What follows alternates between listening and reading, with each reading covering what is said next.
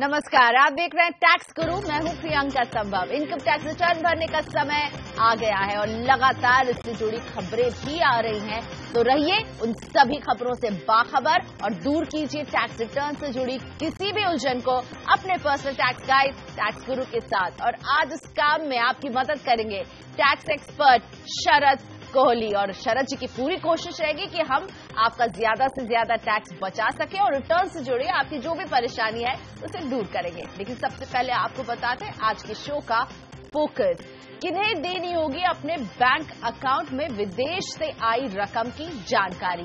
Merchant navy कर्मचारियों के लिए सीबीडीटी की सफाई के बाद उन्हें क्या होंगे बेनिफिट और कैसे मिल सकता है डिजिटल सिग्नेचर सर्टिफिकेट और कहां होता है इसका इस्तेमाल। ये सारी बातें जानेंगे, लेकिन सबसे पहले बात सीबीडीटी यानी कि central board of direct taxes ने बैंकों से उन ग्राहकों के डिटेल्स मांगे जिनके खाते में विदेशों से पैसे आते हैं। तो इस नए नियम को और थोड़ा डिटेल में समझते हैं। शरद, यही है पहला सवाल, ये डिटेल्स क्यों मांगे जा रहे हैं, किन्हें ये डिटेल देना होगा और टैक्स पेयर के लिए क्या कुछ नियमों में बदलाव है या कुछ ऐसे नियम है जो आप बताना चाहेंगे इससे जुड़े हुए? जी हाँ प्रियंका, जिन लोगों के खातों में बाहर से विदेश से पैसा आता है या वो विदेश में पैसा भेजते हैं, उन लोगों के लिए ये नियम लागू है। अब हम ये देखते हैं कि ये नियम आखिर क्यों लाया गया, अचानक सरकार को क्या जरूरत पड़ गई इसकी। तो एक अमेरिका में नियम है प्रियंका, जिसका कि असर यहां तक दिखा। उस नियम का नाम है FATCA, foreign account tax compliance act. सुनने में ऐसा लगता है कुछ मोटापे से संबंधित है, पर मोटापे से संबंधित तो नहीं है, पर इसकी पहुंच बहुत मोटी है। अमेरिका ने क्या किया कि सब देशों के साथ एक द्विपक्षीय समझौता साइन किया हुआ है। इस समझौते के अंतर्गत उन देशों को अपने नागरिकों की और जो विदेशी नागरिक उनके यहां हैं उनकी जानकारी अमेरिका को देनी होती है। तो ये उस समझौते के तहत ये जानकारी देनी पड़ती है। तो 30 अप्रैल से पहले सभी लोगों को जिनके खातों में पैसा बाहर से आता है या वो पैसा बाहर भेजते हैं, उनको बैंक को अपना केवाईसी कराना पड़ेगा। केवाईसी में उनको दो चीजें देनी पड़ेंगी। एक, अपना रेजिडेंशियल स्टेटस बता दें कि वो भारत में कितने दिन रहे हैं। दूसरा, वो ये बता दें कि जो ये पैसा भेज रहे हैं या पैसा आ रहा है उसका पर्पस क्या है। बाकी केवाईसी तो प्रियंका बैंकों ने करी रखी होती है, नाम है, एड्रेस प्रूफ वगैरह वगैरह, वो सब पहले से करा हुआ है। तो ये जानकारी एडिशनल देनी पड़ेगी। लेकिन इस राशि पर कोई कैप तो नहीं है अभी? नहीं, अभी राशि पे कोई कैप नहीं है। अगर $1 भी आता है तब भी देना है, अभी तक ऐसा कुछ नहीं। अगर प्रियंका एक बात और है इसमें, मान लीजिए 30 अप्रैल तक कोई मिस कर देता है डेडलाइन, तो उसके अकाउंट को फ्रीज कर दिया जाएगा, उसका अकाउंट फिर वो ऑपरेट नहीं कर पाएगा, परंतु वो ये जानकारी देके उस अकाउंट को दोबारा से चालू करा सकता है। तो रखें ध्यान इस बात का, अगर आप विदेश पैसे भेजते हैं या विदेश से आपके अकाउंट में पैसे आते हैं तो 30 अप्रैल तक ये केवाईसी जरूरी होगी उन सभी के लिए। और अब रुक करते अपने दर्शकों के सवालों का, और पहला सवाल पूछने के लिए जोधपुर से मेरे साथ फोन लाइन पर जोड़ चुके हैं रेवा शरण श्रीवास्तव। नमस्ते श्रीवास्तव जी, पूछिए अपना सवाल। हाँ नमस्ते। देखिए, मेरी समस्या ये है कि मैंने आधार कार्ड और पैन कार्ड को लिंक करने का प्रयत्न किया, लेकिन वो सक्सेसफुल नहीं हो रहा है। मैसेज आता है कि मिसमैच हो रहा है, जबकि मेरा नाम, date of birth, address, father's name इत्यादि लगभग सही है। मैं अंदाजा ये लगा रहा हूँ कि पैन कार्ड में मेरा नाम 3 पार्ट में है, फर्स्ट नेम, मिडिल नेम और सरनेम, और आधार कार्ड में कंटिन्यूएशन में है। तो शायद ये तो मिसमैच का कारण नहीं है। और दूसरा ये है कि एड्रेस तो दोनों में कॉमन है, लेकिन आधार कार्ड में मेरे नाम के साथ सन ऑफ अर्थात मेरे फादर का नाम भी लिखा है, जबकि पैन कार्ड में वो नहीं है। तो क्या सिर्फ ये कारण हो सकता है? अगर ऐसा है तो मुझे पैन कार्ड में करेक्शन कराना होगा, और करेक्शन कराने के बाद क्या बैंक इत्यादि को सूचित करना होगा, क्योंकि नंबर तो मेरा वही रहेगा, पैन कार्ड का नंबर बदलेगा नहीं। ये मैं जानना चाहता हूं। जी हाँ रेवा शरण जी, आपने बड़ा दुरुस्त सवाल पूछा। ये लिंकिंग में प्रियंका बहुत प्रॉब्लम आ रही है लोगों को। देखिए, शेक्सपियर ने बोला था what's there in the name, के नाम में आखिर क्या रखा है, पर यहाँ नाम में बहुत कुछ रखा है। अब देखिए, इन्होंने बताया कि इनका फर्स्ट नेम, मिडिल नेम और लास्ट नेम तीनों चल रहे हैं। तो क्योंकि मिसमैच इसलिए आ रहा है रेवा शरण जी, आपने ठीक गैस किया है, क्योंकि वहां पर नाम अलग अलग लिखा हुआ है और आधार कार्ड में आपका नाम कंटिन्यूएशन में लिखा हुआ है।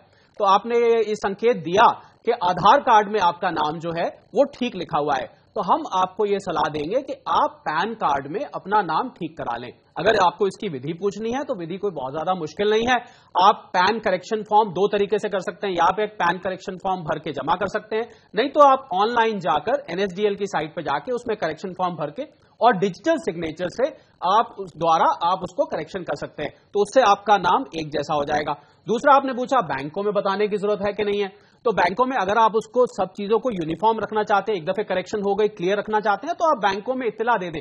वरना पैन नंबर सेम है, नाम दो जुड़ के आ रहे हैं, एक साथ आ रहे हैं, इससे इतना फर्क नहीं पड़ने वाला है। आपने शरद जिक्र किया डिजिटल सिग्नेचर का, तो ये किस तरह से हासिल किया जाएगा, क्या प्रक्रिया होती है और इसको बनवाना क्या अब जरूरी बनता जा रहा है? हाँ, आने वाले समय में प्रियंका डिजिटल सिग्नेचर का महत्व जो है वो बढ़ने वाला है धीरे धीरे, क्योंकि हम डिजिटल इकोनॉमी की तरफ जा रहे हैं।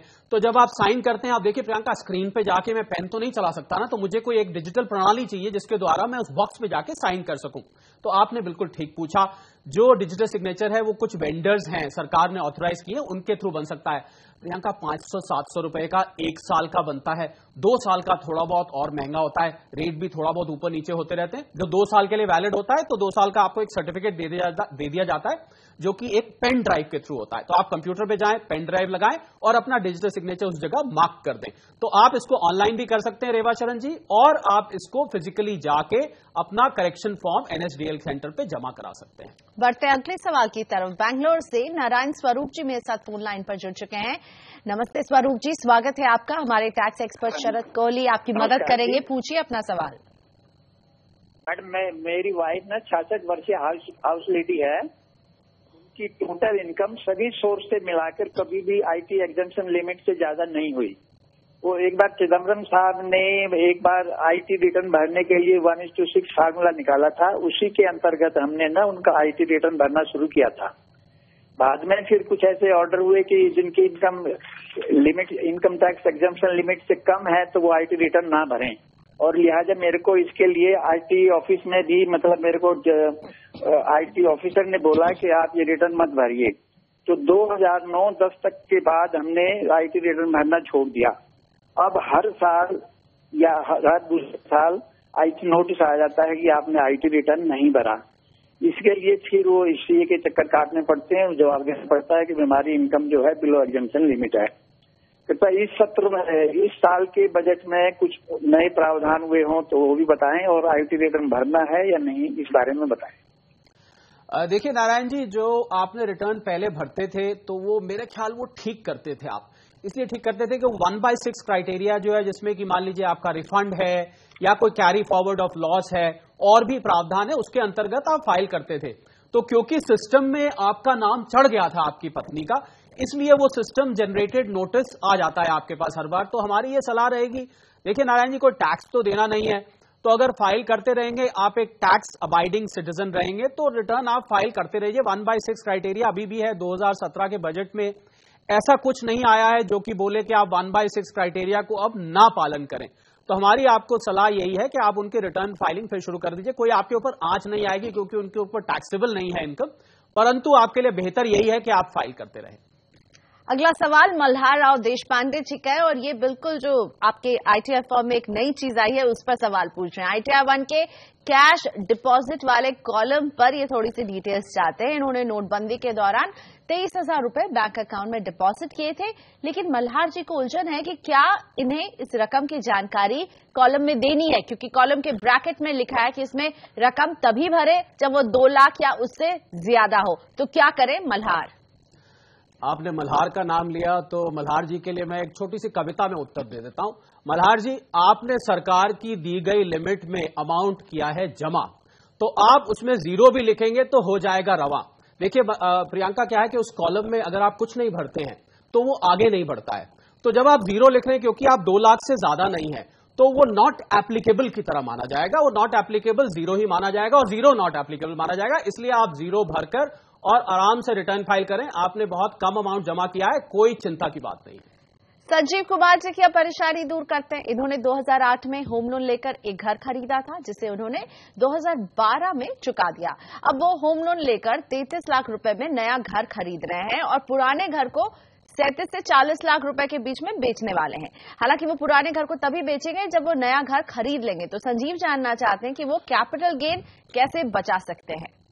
जी हाँ संजीव, आपके लिए बहुत अच्छी सलाह हम देने वाले हैं। वो ये कि जो आपने मकान, पहला वाला मकान बेच के पैसे लिए हैं, उस मकान से आप बाकायदा दूसरे वाले घर का हाउसिंग लोन अगर रीपेमेंट करते हैं तो सेक्शन 54 में प्रियंका जो कैपिटल गेन की एग्जेम्पशन है, देखिए एग्जेम्पशन ये कहती है कि आप दूसरा मकान खरीदे तभी ये मिलता है, परंतु पहले वाले मकान का अगर हाउसिंग लोन भी आप रीपे कर देते हैं तो भी आपको सेक्शन 54 के अंतर्गत वो बेनिफिट मिल जाता है।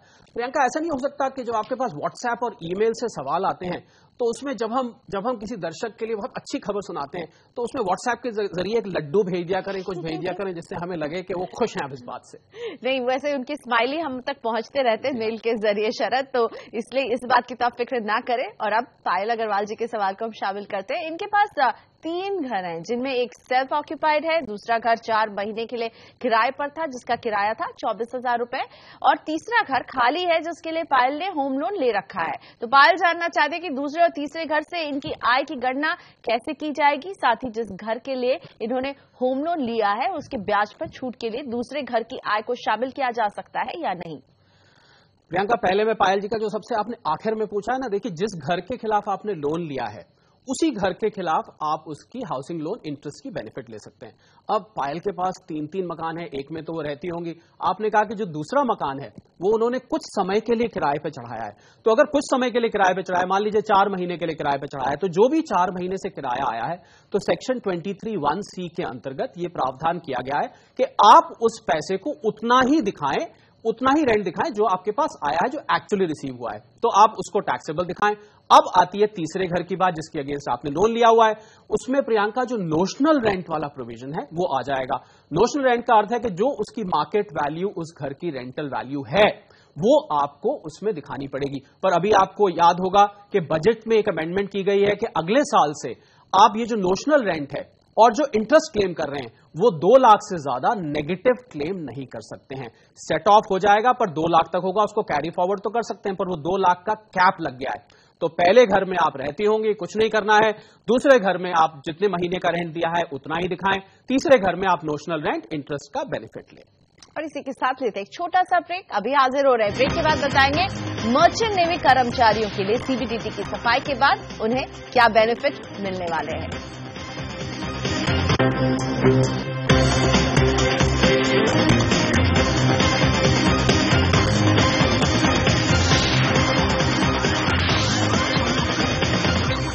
Welcome back. आप देख रहे हैं टैक्स गुरु। टैक्स से जुड़े हर सवाल का जवाब हम देते हैं आपको। हमारे टैक्स एक्सपर्ट शरद कोहली आज हमारे साथ जुड़े हुए हैं। सीबीडीटी ने 11 अप्रैल को एक सर्कुलर में मर्चेंट नेवी के कर्मचारियों के लिए टैक्स से जुड़े कुछ प्रावधानों पर सफाई दी है, और इससे क्या बेनिफिट मिलेगा मर्चेंट नेवी में जो लोग काम करते हैं, शरद ये आपसे समझना चाहेंगे। उनके लिए ये अच्छी खबर ये है ना, उन्हें फायदा ही मिलने वाला है इस ये जो क्लैरिफिकेशन आया है। जी हाँ, बिल्कुल बिल्कुल प्रियंका, अच्छी खबर। देखिए ना, जो मर्चेंट नेवी में लोग काम करते हैं प्रियंका, वो महीनों के महीनों घर से दूर रहते हैं, पानी पर रहते हैं, और पानी में तूफान आते हैं, तेज लहरें आती हैं और नमक भरी हवाएं आती हैं। तो नमक भरी हवाओं के ऊपर अगर उन पर टैक्स लगा दिया जाए तो और नमक छिड़कना हो जाएगा। तो देखिए, जो लोग भारत से बाहर रहते हैं 182 दिन वो नॉन रेजिडेंट हो जाते हैं, हम सब जानते हैं इस बात को। जब वो नॉन रेजिडेंट हो जाते हैं तो उनके जो इनकम होती है, तो होता क्या प्रियंका, उनकी कंपनीज ना उनके इंडिया के एनआरई अकाउंट में पैसा भेज देती थी। तो कुछ कर अधिकारी, सब नहीं, कुछ जगह, क्योंकि पैसा एक प्रोविजन कहता है कि income received in India taxable in India, तो हालांकि वो एनआरई अकाउंट में आती थी उस पे फिर भी टैक्स लगा रहे थे। तो ये सरकार के पास बार बार शिकायत जा रही थी कि क्योंकि वो एक तो वो एनआरआई है, दूसरा एनआरई अकाउंट में पैसा आ रहा है, तो एनआरई अकाउंट में जो पैसा आता है वो स्वभावतः वो एग्जेम्प्ट होता है बाय कैरेक्टर। तो इन दोनों की वजह से सरकार ने सर्कुलर नंबर 13 ये इशू किया 11 अप्रैल का, जैसे आपने बताया। अब उनके ऊपर कोई भी टैक्स नहीं लगेगा। तो ये तो वाकई में बहुत ही अच्छी खबर है, कोई टैक्स नहीं लगेगा मर्चेंट नेवी में जो लोग काम करते हैं। सीबीडीटी ने भी एक क्लैरिफिकेशन दे दिया है। बढ़ते सवालों की तरफ, सोनीपत से एस कुमार जगन्नाथ हमारे साथ फोन लाइन पर जुड़ गए। नमस्ते जगन्नाथ जी, पूछिए अपना सवाल। हमारे टैक्स एक्सपर्ट शरद कोहली आपकी समस्या दूर करेंगे। Okay, good afternoon ma'am. Good afternoon Sharad ji. Good afternoon. ये एक्चुअली मेरा सवाल, मैं एक्चुअली 28 साल का हूँ और मैं लगभग 6 साल से अर्निंग सैलरीड पर्सन हूँ और जिंदल पावर में काम करता हूँ मैं। एक्चुअली मेरा एक क्वेश्चन था रिलेटेड, एक टैक्स से रिलेटेड था। एज सच मैं अपने, जैसे मेरे फादर जो हैं वो रिटायर हो चुके हैं और मैं उनको रेगुलर पेमेंट करता हूँ, मतलब एक इनकम ट्रांसफर करता हूँ उनके बैंक अकाउंट में। हेलो, हाँ जी बताइए। तो अब मैं जैसे ट्रांसफर करता हूँ उनके अकाउंट में, तो मेरा जो टैक्स कंपनी की तरफ से मेरा टैक्स कटता है अब मेरे इनकम पे। अब मैं जब उस अमाउंट को ट्रांसफर कर रहा हूँ, जैसे मैं 20,000 एक लमसम अमाउंट ट्रांसफर करता हूँ हर महीने, क्योंकि उनका कोई अदर इनकम तो है नहीं उनके पास, तो अब यही इनकम उनका रहता है मेन। तो अब उन्होंने क्या अभी तक टैक्स कुछ, मतलब कोई भी टैक्स अभी तक पे नहीं किया था। जब से रिटायर हो गए उसके बाद कोई टैक्स पेमेंट नहीं किया है। लेकिन अभी रिसेंटली बैंक की तरफ से नोटिस आया कि आपको टैक्स देना पड़ेगा इस पर्टिकुलर अमाउंट में। जब मैं उस पर्टिकुलर अमाउंट में टैक्स ऑलरेडी पे कर चुका हूँ, then why it is why they are again taxing it. बिल्कुल जगन्नाथ जी, ये तो बैंक के लिए ठीक नहीं है आपसे कहना, क्योंकि बेटे को फादर को जब गिफ्ट देता है तो वो पूरी तरह से एग्जेम्प्ट है। फादर बेटे को दे या बेटा फादर को दे, दोनों तरीके से वो एग्जेम्प्ट है। तो आप 20,000 रुपए हर महीने आपके फादर के बैंक अकाउंट में ट्रांसफर कर रहे हैं तो पूरी तरह से वो एग्जेम्प्ट है, आपके फादर के हाथ में बिल्कुल टैक्स नहीं लगेगा।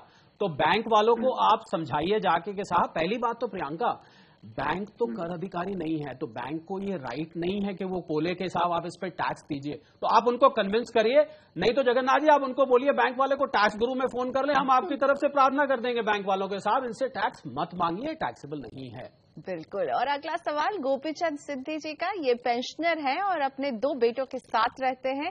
इनकी एक कमर्शियल प्रॉपर्टी है जिसका इस्तेमाल इनके बेटे करते हैं, हालांकि वो कोई किराया नहीं देते हैं। तो गोपीचंद जी समझना चाहते हैं कि क्या उन्हें इस कमर्शियल प्रॉपर्टी को अपने इनकम टैक्स रिटर्न में दिखाना होगा। जी हाँ प्रियंका, बिल्कुल दिखाना पड़ेगा गोपीचंद जी ने, क्योंकि वो मकान अपने बेटों को दिया हुआ है। देखिए, अगर खुद इस्तेमाल कर रहे होते ना तो फिर उस पर टैक्स नहीं लगता। जब बेटों को दिखा रहे हैं तो उस पे जो नोशनल रेंट है, जो उसकी मार्केट वैल्यू है, कमर्शियल प्रॉपर्टी भी प्रियंका हाउस प्रॉपर्टी में कैटेगराइज हो जाती है। तो उस पे हालांकि उनको कोई इंटरेस्ट नहीं आ रहा है, बेटे कर रहे हैं तो बेटे को किराया तो दे नहीं रहे होंगे, पर फिर भी नोशनल रेंट जो है, जो फिर उसकी मार्केट वैल्यू है, वो आपको गोपीचंद जी अपनी इनकम में दिखानी पड़ेगी। लेकिन शरद, इससे ठीक पहले आपने कहा कि बाप बेटे एक दूसरे को गिफ्ट दे सकते हैं, उसमें कोई आपत्ति नहीं। हाँ, लेकिन अगर प्रॉपर्टी का इस्तेमाल कर रहे हैं तो इसमें उनको एक नोशनल रेंट कुछ ऐसा ही। बिल्कुल आपने ठीक, बहुत बढ़िया बात पकड़ी प्रियंका, बिल्कुल ऐसा ही है। बिल्कुल, अगर वैसे कैश गिफ्ट दिया जाता है, बैंक अकाउंट में ट्रांसफर किया जाता है तो कुछ नहीं है, परंतु अगर प्रॉपर्टी यूज करने के लिए दी जाती है तो वो प्रॉपर्टी ना प्रियंका वो खाली मान ली जाएगी, उस पर नोशनल रेंट आ जाएगा। चलिए हम लेते हैं एक छोटा सा ब्रेक। यहाँ पर ब्रेक के बाद बताएंगे क्या मल्टीनेशनल कंपनी के हिस्सा बेचने पर भारत में देना होगा टैक्स। आगे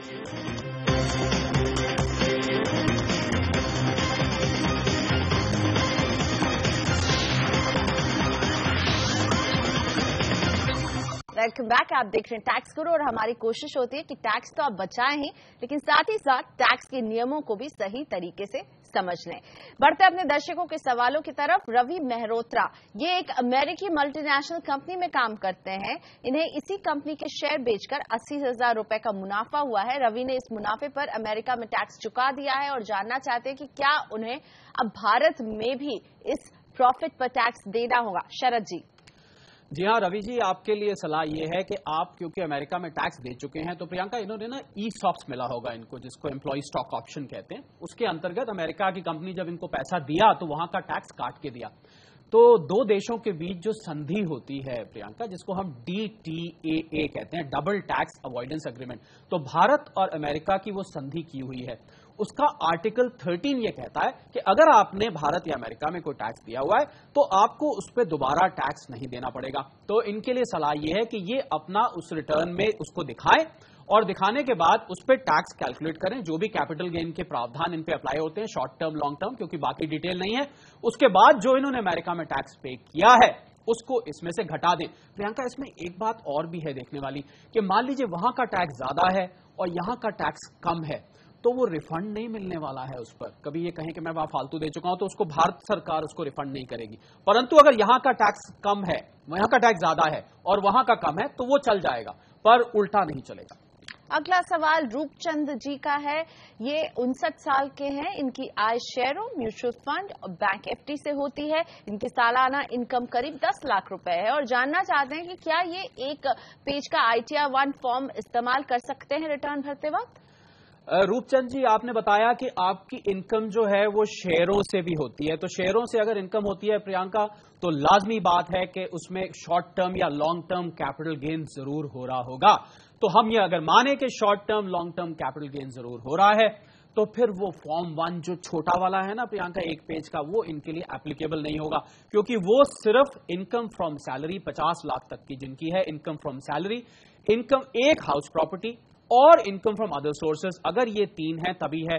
जैसे ही कैपिटल गेन आएगा आपको फॉर्म 2 पर जाना पड़ेगा। रूपचंद जी, तो रूपचंद जी आपके लिए है फॉर्म नंबर 2। और इसी के साथ शरद, धन्यवाद आपने वक्त निकाला हमारे शो के लिए। टैक्स गुरु में हमें दीजिए यही इजाजत। आप भी अपने सवाल हमें भेज सकते हैं, SMS पर भेज सकते हैं 51818 पर, या ईमेल कर सकते हैं tax@moneycontrol.com पर। याद रहे सवाल के साथ अपना नाम और मोबाइल नंबर भी हमें जरूर भेजें। तो अगले हफ्ते हम फिर हाजिर रहेंगे आपकी टैक्स उलझन दूर करने के लिए। नमस्कार।